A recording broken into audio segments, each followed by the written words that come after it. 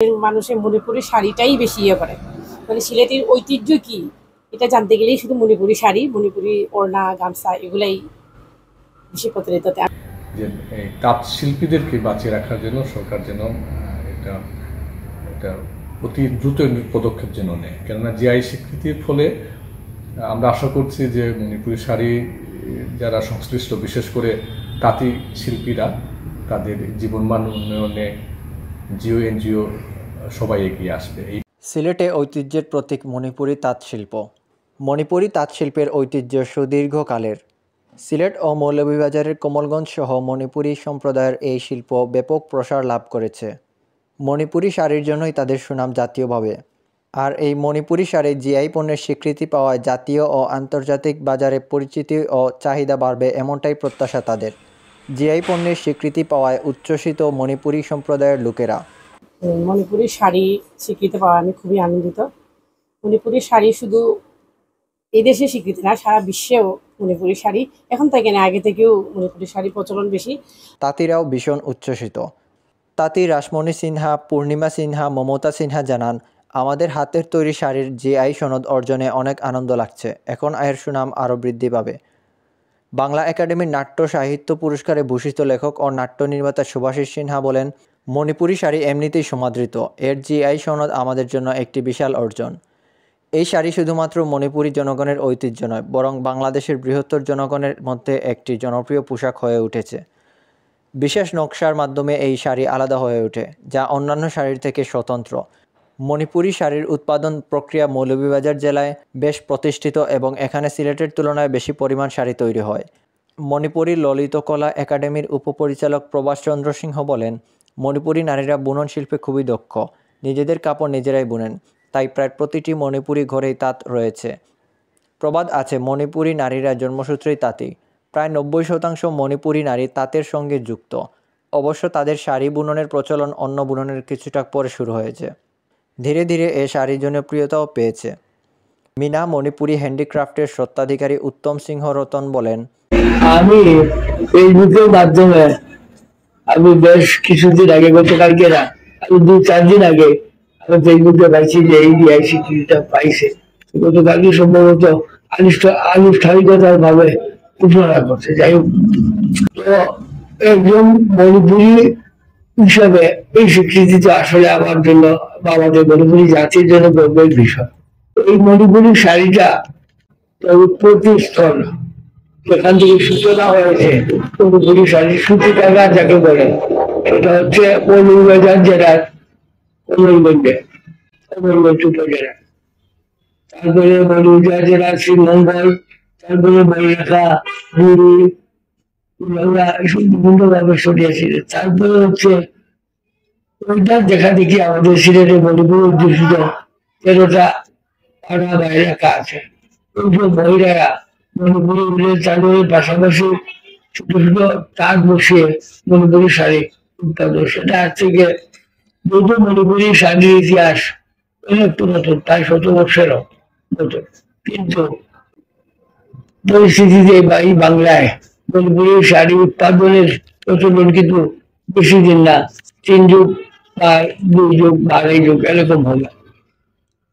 এই 2 যুগ 2.5 যুগের তিনটা যুগ কিন্তু কম সময় না, 30টা বছর 40টা বছর। এই যে দীর্ঘ পথ পরিক্রমা করে আজকে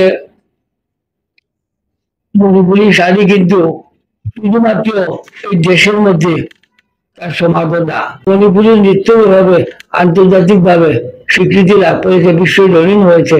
আমি ব্যক্তিগত ভাবে মনে করি এটা সারা বিশ্বে ছড়িয়ে ছিটিয়ে পড়তে সিলেট বিভাগের আমাদের একটা গৌরবের বিষয়।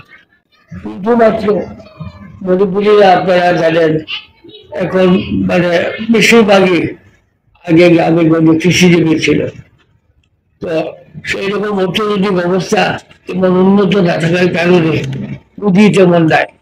এখানে একটা ব্যাংক দাম মাত্র ঋণ দিয়ে এই প্রোডাকশনটা বৃদ্ধি করা সম্ভব না। যেহেতু জিআই স্বীকৃতি পেয়েছে, সেটা বাংলাদেশ সরকারের কাছে আমার এখন আবেদন থাকবে এবং উচিত বলে মনে করি, যুক্তিসঙ্গত আবেদন বলে মনে করি, সেটা হচ্ছে সেটা সম্পূর্ণভাবে সরকারি পৃষ্ঠপোষকতায় এই মণিপুরি শাড়ির উৎপাদনটা বৃদ্ধি করে আরো ব্যাপক বিস্তৃত লাভ করো, এটাই আমার কাম্য। ধন্যবাদ। অর্ণব কটেজের স্বত্বাধিকারী অনিবালা দেবী বলেন, সিলেটি আসলে শুধু মানুষের মণিপুরি শাড়িটাই বেশি ইয়ে করে, মানে সিলেটের ঐতিহ্য কি এটা জানতে গেলেই শুধু মণিপুরি শাড়ি, মণিপুরি ওড়না, গামছা এগুলাই বেশি প্রচলিত। আমি খুব আনন্দিত মণিপুরি শাড়ি স্বীকৃতি পাওয়া। হ্যাঁ, অবশ্যই অনুপ্রেরণা দেবে। যারা বানায় এরা স্বীকৃতি পাইছে শুনলে তো আরও আনন্দিত হইব। যারা বানায় তারা আরও উৎসাহিত হইব। মণিপুরি শাড়ির ডিজাইনে বলতে হবে একাডেমি শাড়িগুলা যে কাজ বেশি, যেগুলা এগুলোতে ডিমান্ড বেশি। যে অল্প যেগুলা কাজ যেমন যে কোনো পার্টি বা কোনো কিছুতে এইরকম মণিপুরি শাড়িটাই বেশি প্রাধান্য দেয় আর কি মানুষ। সিলেট জেলা প্রেস ক্লাবের সহ সাধারণ সম্পাদক ও সাংস্কৃতিক ব্যক্তিত্ব রবি কিরণ সিনহা রাজেশ বলেন, মণিপুরি শাড়ি জিআই স্বীকৃতি, এই সংবাদটি খুবই আনন্দের এবং আশা জাগানিয়া।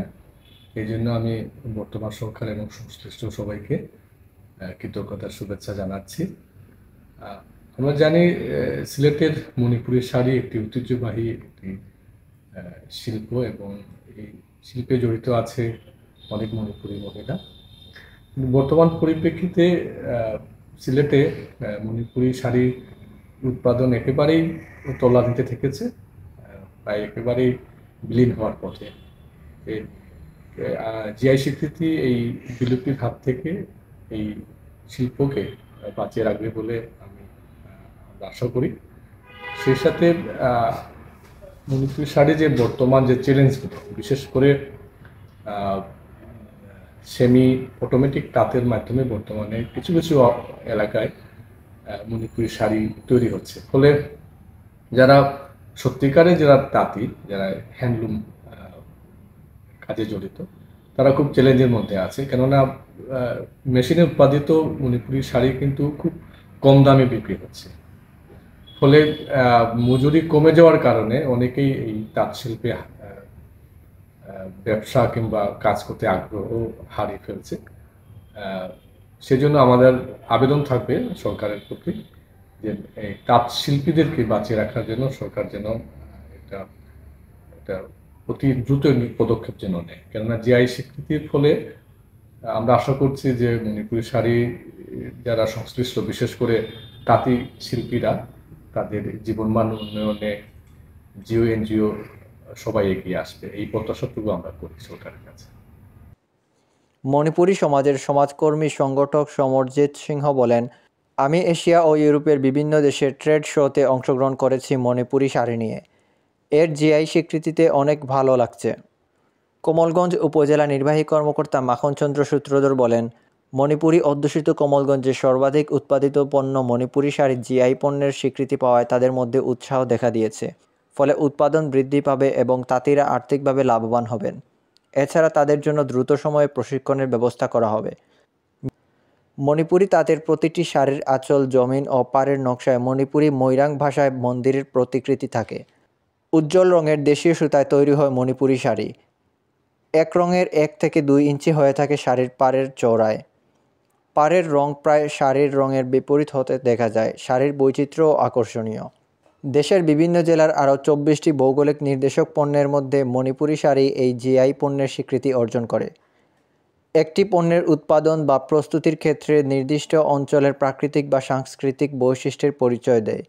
এ ধরনের সনদ পণ্যটির উৎসস্থল এবং তার বিশেষত্বকে চিহ্নিত করে, যা পণ্যের গুণগত মান নিশ্চিত করে। মণিপুরি শাড়ি বাংলাদেশের সিলেট অঞ্চলের একটি বিশেষ সাংস্কৃতিক নিদর্শন, যা মূলত মৌলভীবাজার জেলার কমলগঞ্জ উপজেলায় বেশি উৎপাদিত হয়। জানা যায়, 100 বছরেরও অধিক সময় ধরে সিলেট ও কমলগঞ্জে মণিপুরি সম্প্রদায়ের লোকেরা তাদের নিত্য প্রয়োজনীয় কাপড়, শাড়ি, গামছা, শাল, বিছানার চাদর, ফানেক, লাহিং, ওড়নাসহ অন্যান্য কাপড় নিজেদের জন্য বুনন করে আসছেন। কাপড় বুনন শিল্পে তারা খুবই দক্ষ।